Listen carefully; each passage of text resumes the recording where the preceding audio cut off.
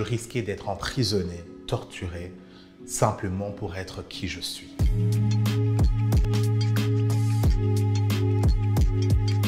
Comment vous pouvez prouver que vous êtes gay? On m'a vraiment demandé ça.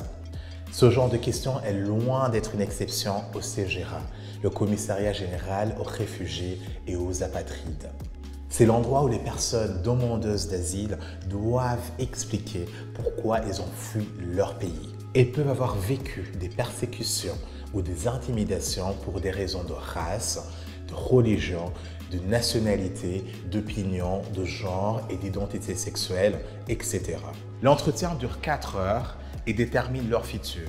Soit la Belgique reconnaît leur besoin d'être protégés et leur donne un statut de réfugié, soit elle décide de les renvoyer vers leur pays d'origine. En gros, en 4 heures, elles jouent leur vie. C'est donc essentiel qu'ils puissent partager leur histoire en toute confiance, dans un environnement sûr, auprès d'une personne bien formée pour accueillir leur témoignage. J'avais tout juste 18 ans quand j'ai passé cet entretien. J'ai dû expliquer pourquoi j'ai fui le Burundi, puis l'Ouganda, là où être gay est un crime. Je risquais d'être emprisonné, torturé, simplement pour être qui je suis. On m'a demandé de raconter ma vie, de détailler chaque violence que j'ai subie dans mon adolescence pour prouver que je ne mentais pas. C'est éprouvant car on repense à tous les traumatismes qu'on a vécus. D'une certaine manière, on les revit. Aujourd'hui, j'aide des jeunes comme moi à préparer leur entretien. C'est vrai que c'est difficile de travailler au CGRA.